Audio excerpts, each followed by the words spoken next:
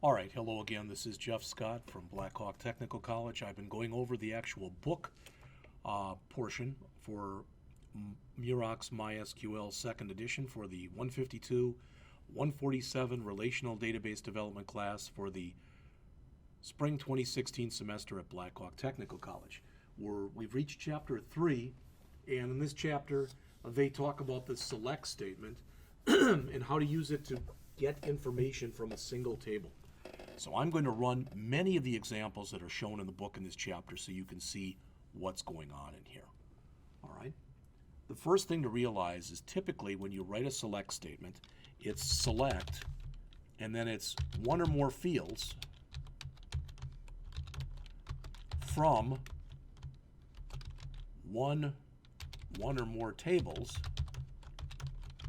where you've got some criteria. And if you want to, you can have an order by if you want to ordering, etc. I'm not going to run that. That's not a real query. All right. But the point is, what I want to get across here is the only thing that's actually mandatory there is the select statement. Typically, you have at least a select and a from. But if you do a select and a from and you don't put a where statement in there, it selects everything. So for instance, if I say select star, and I like to put these on separate lines, from invoices, what do I get? I get everything in the invoices table. So there you see it. Now there's 114 rows, and it's only showing me the first 25. So I can go down here, and I can look at the next page. So you'll notice there's through 50. I can go to the next page, and there's through 75, etc. All right? Now, a couple things about this.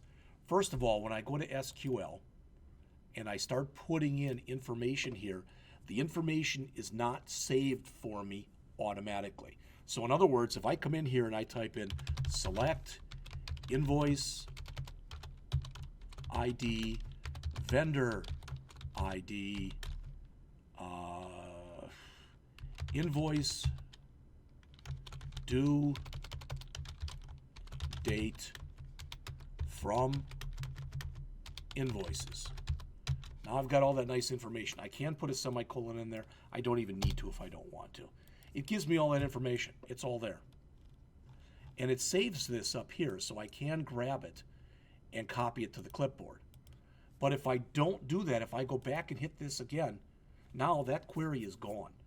So a lot of times what I suggest people do, because you're going to have exercises that you do when I might ask you, what's the command to do this? That once you put it in and you get it where you're comfortable with it, like this, you might want to just take it and copy it over into Notepad and throw it in there. Now, do you have to do that? By all means, no. But if you want a permanent copy of what you're working on, you might want to do that. And again, you can set this up any way you want. The nice thing, and there's a reason for me showing it to you like this, is I can also take information right from Notepad, copy it to the clipboard, and paste it right into PHPMyAdmin. Doesn't keep all of the formatting, as you can see, but it works, and boom. Okay? All right. So with the select clause, you say select in here. So let's just look at this example. Select, which is going to then describe what you want to select. So in this case, it's the invoice ID, which is one of the columns in the invoices table, the vendor ID, which is another column in the invoices table, and the invoice due date, which is yet another column in the invoices table. And then you say from, and here you're either going to put the name of a table or the name of multiple tables, or as you'll see later on in the semester, the name of a view. If I put a where in here now, so let's keep what we had here. So I'm going to grab all this.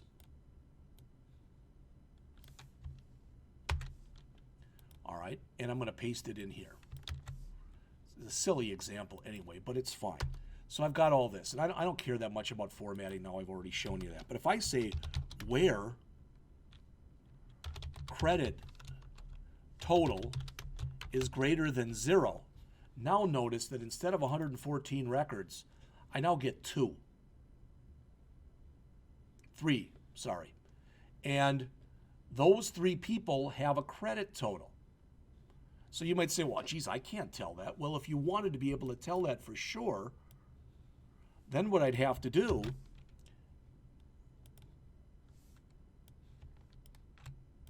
is when I'm putting all this stuff in like this, then invoice ID, vendor ID, invoice due date, then maybe I also want to include in here credit total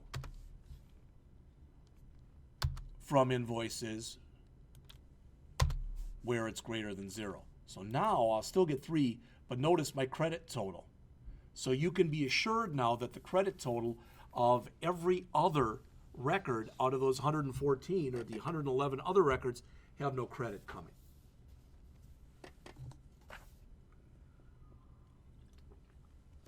Again, I'm going to run through many of the examples that are in here in Chapter 3. By no means am I going to enter all of them. There's about 40 pages in the chapter, so I'm going to hit some of the high points. All right. So I'm on page 77.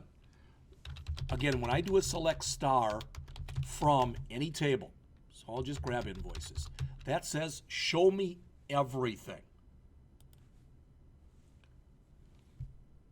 And you can see it's too wide for the actual screen, but it still shows it to you. You just have to drag over. So those are all 114 records. And it gives it to me in the order in which those fields were put in. If I want to change the order around, then I can't do a select star. I have to manually put in what I'm looking for. So for instance, they've got an example here. Let's select the invoice. So notice when I'm putting this in, it's going to give me a drop down here. So if I want invoice number, which is what I want, I can just double click on it, or single click on it. Invoice number, comma, invoice date, click again. Or I can, well, that's putting the due date, and I wanted the date. Invoice total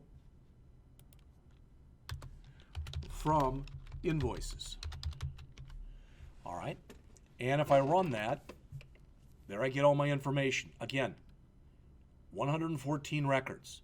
There's really not a lot of semblance of order to it right now. It looks like it's done by invoice date, taking a quick look at it, but I'm not even sure of that. What if what I want is I want it by the invoice total? So I want them to be in order by this. In fact, let's look at all of these. So let's grab our query here. So you can start learning about this stuff, hopefully. All right, so I've got select this stuff from invoices. First thing I want to do is I want to say order by, which is going to bring a sorting in it. I'm going to order it by invoice number. All right. So notice the difference when I run this now. I'm just going to grab all that and copy it to the clipboard now. All right. So now it's in order by invoice number. See that? My zeros, my ones, etc. All right. If I run the same query,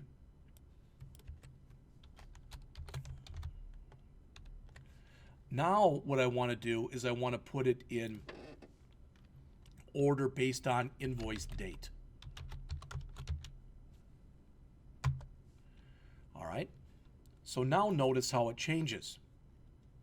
Now it is by date. And if I do it a third time, I want to put it in there now by invoice total. Okay. And I run that. And notice now it's by invoice total. One thing is when you work with numeric fields, quite often, instead of putting it in ascending order, which is the default here, you want it in descending order. So all I have to do again to do that is put in DESC, which means give it to me in descending order. All right. Right now, What if I had two totals that were exactly the same in here? I might not have two totals that are the same, but what if I did? Or what if I had two dates that were the same? I can order by more than one field if I want to. So this says, do this by invoice total in descending order. And then it says, if there's any ties, then do it by invoice number and do that in ascending order. All right, so the order by implies that I want to put some kind of ordering into it. Okay, what if I want a specific invoice or a specific, let's start with that. All right, so I want a specific invoice. All right, so from invoices, then I use the where clause. So where invoice, and I know this invoice number starts with a 0, but I don't know what's after it. So I can say like, then I can put inside of quotes 0% sign. Let's see what that gives me. Gives me everything that starts with a 0. See that? And there was the query. Where invoice number like, which is a pattern matching. It says start with a 0 and 0 or more characters after it. All right. What if I only want the ones that are in May of 2014? Okay, so I only want to see this information for things that are in May. So then I can come in here, it's no order by, but I can say where invoice date, I can do one of two things. I can say greater than or equal to 2014 dash 05 dash 01 and invoice date less than or equal to 2014 dash 05 dash 31. So I can do that. I'm going to keep that one, copy that to the clipboard. And it didn't like it. So why didn't it like it? Let's go back and look again.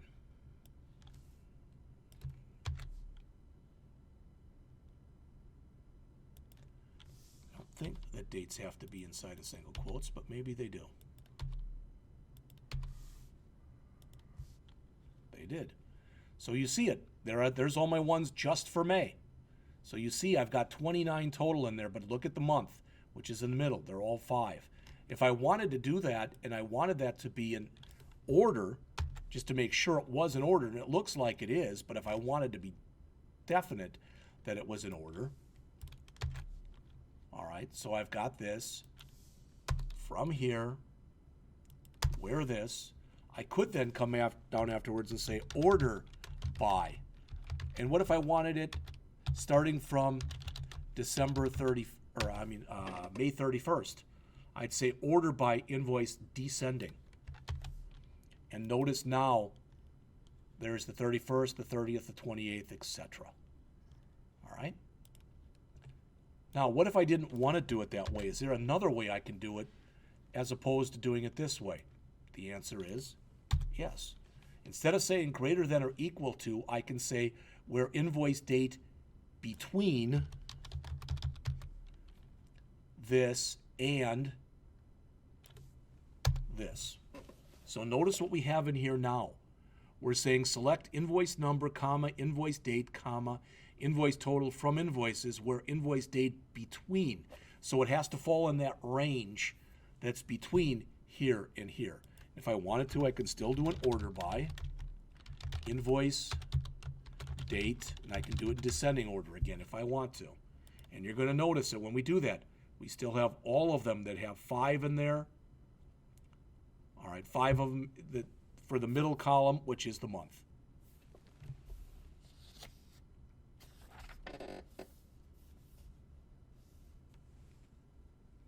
All right. When we look back in here, we're going to just kind of change gears. Let's see, we've got invoices. I don't want to use invoices. What else do we have in here besides invoice? We've got vendor. How about vendor?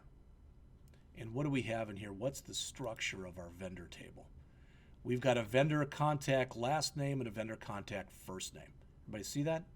So we're going to do this. We're going to say select, and I think you can even, I'm not sure if you can, yeah, so you can put it in like this too.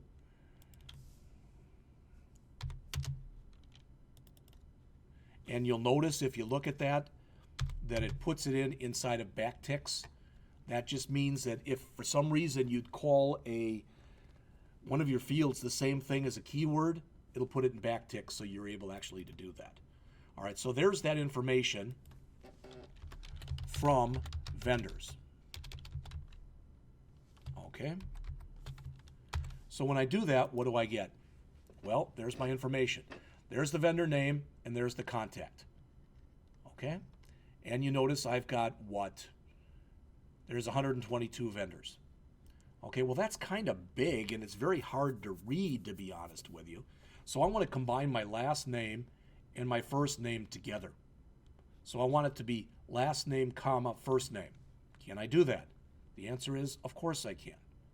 So I go back to here and I bring in this, but now I've got my vendor name, but I want to concatenate two fields together. So I use literally a built-in function that's called concat, and I say I want my last name, followed by a comma and a blank space, followed by the first name. And let's save that as full name. Let's see what that looks like. All right, notice how it's much easier to read now. I've got full name, and there it is. I've concatenated or brought together two different fields. All right. Okay. Now, let's go back. Let's look. What do we have here in vendors? We've got what? Contact, address. Now I don't have anything in there I want to work with. Let's go back to invoices. And we'll look at the structure of the invoices. Okay, because we have what? We have an invoice total, a payment total, and a credit total, right? You see all that stuff that's right there. All right. So what if I want to list all of that stuff? Okay. So in other words, what I want is from invoices, I want to select the invoice total, the payment total, and the credit total. All right, I want to select all that stuff from, I have to always tell it what table it's from, invoices. Okay, I'm going to save that to the clipboard and run this. And there's all my stuff. So there's my invoice, there's my payment, there's my credit. Okay? So you notice that this one has been paid. There was the invoice and there's the payment. All right. What if I want to add another field in here that's called balance due? It's kind of what we looked at before. But what if I come in here and do this? All right. And now I want to add a new field. So I'm going to put in here invoice total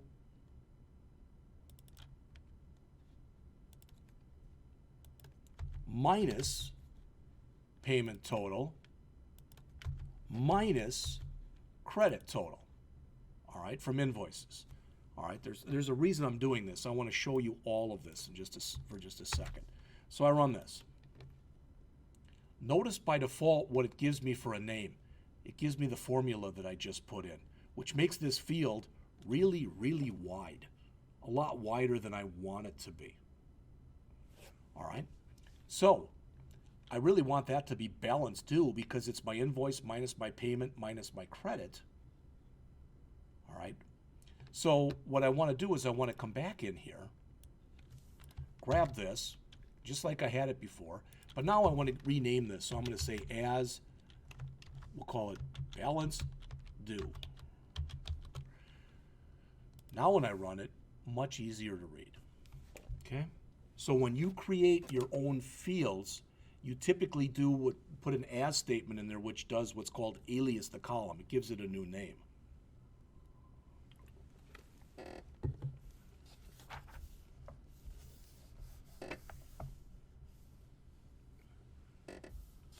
All right. Now, in here, we work with the typical arithmetic operators. You just saw in here, for example, minus for subtraction. All right, what if we wanted to add any total? Okay, and we don't, but what if we did? We would just use a plus in there. All right, so I think I can actually do this. I think I can actually do math in here if I want to. So I can say select 56 plus 1. And notice it gives me 57. Okay? Now, is that big a thing? Not at all, but I just wanted to show you the arithmetic operators. So minus 1 is going to give you 55 times 1 divided by 1. I can give you bigger numbers in there so it'll make a little sense. Notice I can put divide here. And it'll actually do the math for me. All right? It meaning MySQL also supports modulo. So if I say %sign 11, it says 1 because there's a remainder of 1. I think, we'll find out right now, that it will also take the word mod 11, I think will work also. And it gives me 1. All right. Those are your main arithmetic operators that you're going to end up using.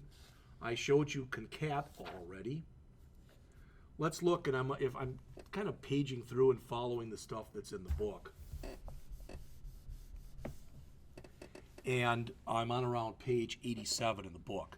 But let's say now we want to go over to our vendors. All right, notice we're still in invoices, so I have to change over here. Now I've got the vendors. Okay, and I'm going to go to structure. I can see what's all in there. Now I'm going to go, I want to write a query, and now it's changed that accordingly. So what I want to do is I want to select, and I want the vendor contact first name followed by the vendor contact last name from vendors. Pretty simple query, one that actually would probably be used. And there they are. Okay? Now that isn't anything by itself that's all that big. All right? You notice there's two different names. You notice that the name that's given up here is the same name as its field name. If I don't like that, I can always go back in there and change it using, again, aliasing. So I can come back in here and I can say as. Now if I'm going to have two words, I've got to put it in double quotes. So as first name. And we'll do this one here as last name. All right. Why did I do that? Well, hopefully it'll become fairly evident when I run it because it's a little bit easier to read now. It's much, much smaller. All right. But as they show on page 87 in the book, what if I also want to add a new column in there, and I want that new column to have the first initial and the last initial of everybody? All right. So then I can actually do here, and I'm going to tape this in and then we'll go over it. Concat. So concatenate from the left of the vendor first name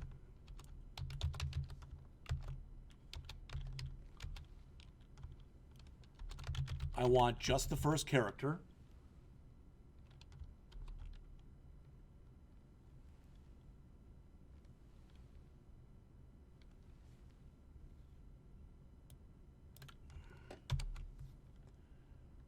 First, gotta spell it right. And I want to concatenate to that left vendor last name. And I'm going to purposely leave it like this. Hopefully I didn't make any mistakes. And I did. So it says, hey, there's no column name that's known in here as vendor first name. And that is true because it's vendor contact first name. So I put it in there incorrectly. That's why some people, when they do their stuff, they like to put it in here. All right, so let's select and vendor contact first name, vendor contact last name, and then we'll concat. All right, concatenate the leftmost digit from the vendor first name. So we want that, but just the first character, and we want to concatenate with that just the first character from the vendor last name. We want to do that from vendors. Hopefully I didn't make any mistakes, and I did.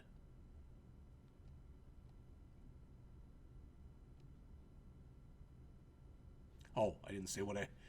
Oh, brother. And this is good, though. It really is, because these are the kind of mistakes everybody's going to make. All right. So there's the first name, there's the last name. Vendor, first name, comma, 1, last name, comma, 1. Hopefully that was what the error was.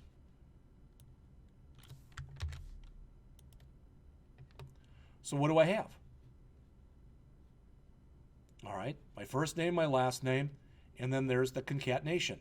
But notice since I didn't alias it, it gives me a god-awful ugly name. So I'm going to go back and I'm going to run this query one more time. But I'm going to try to pretty it up a little bit. So I'm going to say here as first name, as last name, and then finally with this one as, let's just call it initials.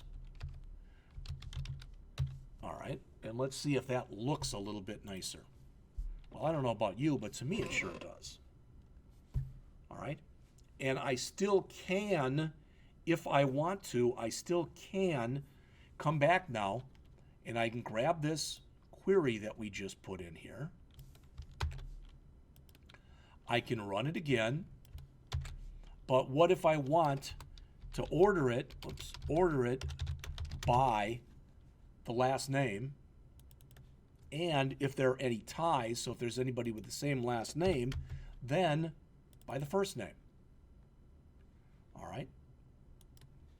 So now notice what we have. Now it's in order based on last name.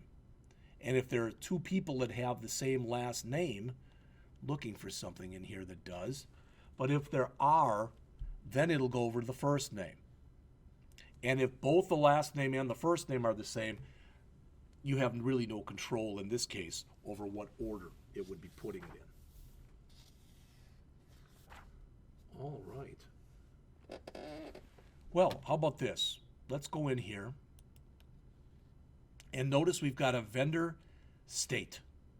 So let's select state from vendor.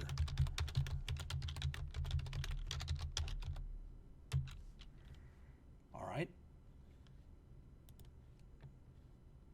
Unknown column state. Well, I goofed up because it's vendor state. So select vendor state from vendors. And you notice that since we had 114 or 122 records, there's a lot in here that's duplicated, and it's not in any order. So let's grab the same query, and first of all, let's pretty it up a little. So let's come in here and select that, and we'll order it by vendor state. All right, that'll help a little bit.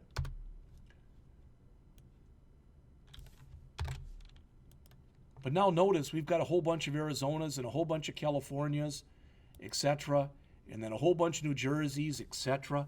What if I only want to know the state and I only want it to be listed once? Can I do that? Of course, again, we can. So instead of saying select vendor state, we say select distinct. So only show us one copy.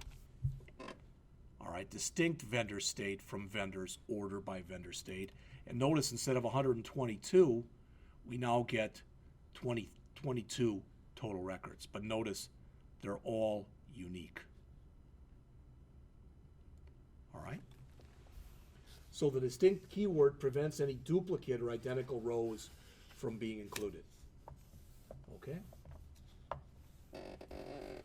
What if I want just the people, for example, that are in the Midwest? All right, in the Midwest would be what? Illinois, Michigan, Minnesota, Wisconsin. So let's say those 4 states. All right, so let's say that is what I want, are just those 4 states. All right, so can I do that? Again, basically anything you think you can do in here. But in here, instead of saying select this from this order by, I'm going to say where vendor state. Now there's 2 ways I can do this. I can say vendor state equals Wisconsin, or vendor state equals, whoops, I don't know where to put that, equals Illinois. I'm running out of room here. So, or vendor state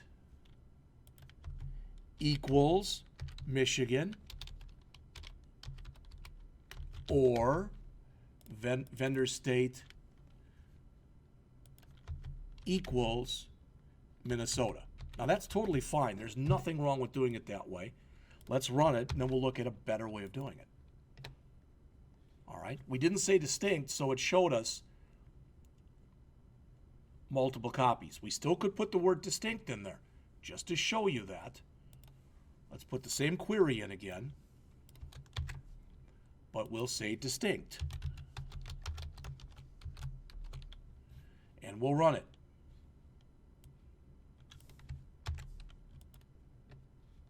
Okay, and there they are.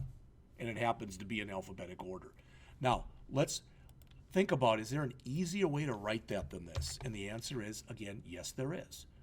All right, so instead of doing it like this, where this, or this, or this, I can do this. I can say where vendor state in, and then I can put a list of states. So I can say there, Wisconsin, comma, Illinois, comma, Michigan, comma, Minnesota. I have to put it in parens like this. But notice that query as opposed to the other one. It's much smaller, and again, I get the same results.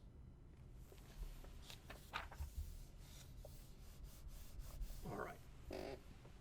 What if I want, again, I'm just going on and doing a few more in here. Select, how about vendor name, and we'll say the vendor city, and we'll say the vendor state, where the vendor state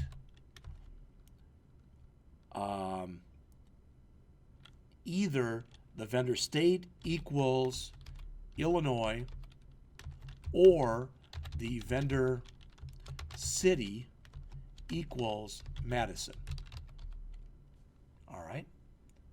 Select that from vendors. Okay. So let's see what we get when we do this. Well, there's Madison. Okay. So that's the city, and there the state is Illinois. So either one of those could have been true. Now, what if we run the same query and we change it to an and? All right. we get nothing returned. It returned an empty result set. That doesn't mean that our query was wrong. What it means is there were no records that met that criteria. In other words, there was not a Madison, Illinois. All right. Well, you've seen something like this before. I'm going to change this around a little bit. I'm just going to say here we're vendor city equal Illinois. All right. In fact, yeah, that's fine with Illinois. So we're going to run this. So show me the vendor name, the city, and the state from vendors where it's equal to Illinois. And you can see there are 3 of them. Okay? But what if I run this again and I say we're vendor state not equal? And I can do this in 2 ways. I can either say less than followed by a greater than, or I can say exclamation point equals. Now what I'm going to get is everybody but Illinois. There will be no Illinois in there. So 119 out of the 122 records show, because there were only 3 that were from Illinois. Okay. All right. If I wanted to know every city, let's say, that started, so let's do this. Let's select the, let's go back to the same query we just had. All right, so, but we're going to do that, but here we're going to say where the vendor city starts with, which means like, so it starts with an S. I don't care what comes after it, but all of them must start with an S. And when I run this, notice what I get. There are, 17 or 18 total. But notice the city, every one of them starts with an S. Now notice some of them start with SA, Sacramento, Santa Clara, San Francisco, etc. Some don't. So what if I wanted just the ones in there that started, let's say, with SAN? Then I change this to where vendor city like SAN with a %sign. And now notice when I look at the city, Santa Ana, San Francisco, San Diego, San Francisco, it's still not in any kind of order based on city. So I can go back and with what I just wrote here, this query,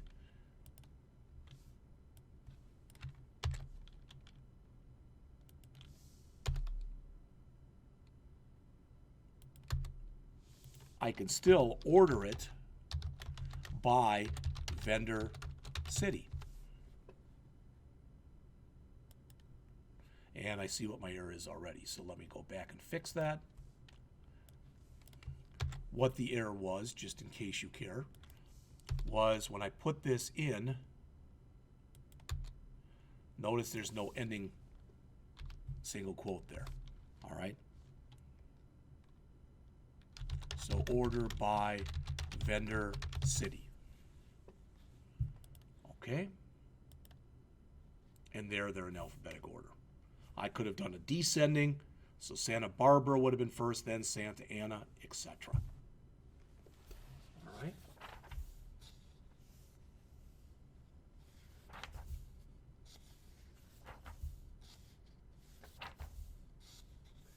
Only one more thing I want to show you from this chapter, and then we'll put this one to rest, so to speak. Now, you saw this before, but it's important to show it to you, and that is where we did the select the vendor name, etc. Let's go back to the query we had. Select vendor name, vendor city, from vendor state, from vendors. We won't put any wheres on there. We'll just put it in there like this.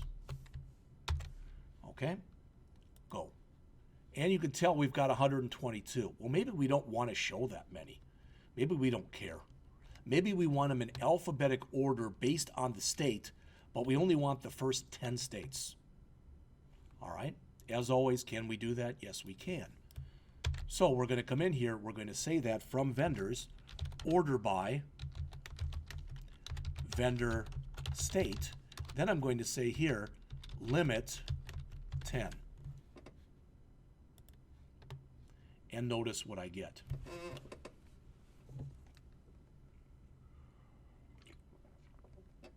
just the first 10 once we ordered them by state. So limit can be used to limit the number of rows returned by a select.